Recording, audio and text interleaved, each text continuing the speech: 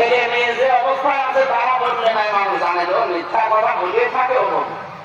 তারা একটা হাসি মানুষ এরকম ডাহা সন্তান তো মিথ্যা কথা বলছেন মানুষকে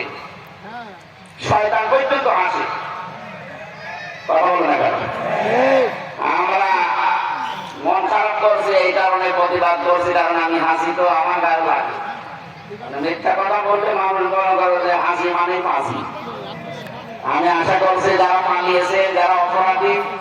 নিরপরাধ মানুষ কোনোদিন পালায় না পালায় তো অপরাধীরা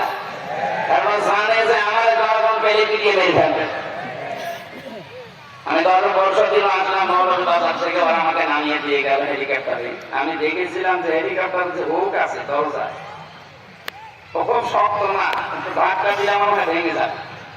পাইলট আমি বলছিলাম যে এখানে যে সিস্টেম একটু উঁচা করবে তো পড়ে যাও অত উঁচা করিস না আমার মনে মনে হচ্ছিল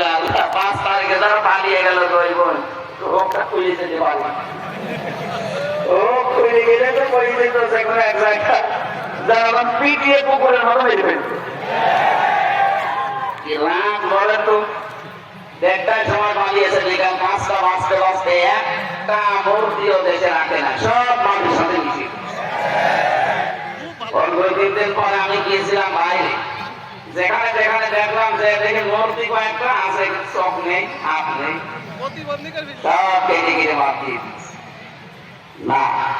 এগুলো ঠিক নাই সংস্কৃতি বাদ দেওয়া লাগবে এটা মুসলমানের দেশ আগামীতে কেউ যদি আসেন এই মূর্তির সংস্কৃতি যেন তৈরি না করেন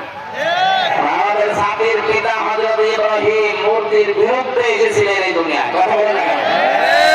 আর আপনারা 96% মুসলমানের দেশে এসে মূর্তি বানানো আরম্ভ করলেন কত কোটি কোটি টাকা খরচ করে কুষ্টিয়া 5 রাস্তার নয় যেটা বানিয়েছিল ছাতা এত শক্ত ভাঙা ছিল শেষে ক্রেন এসে ভেঙেছে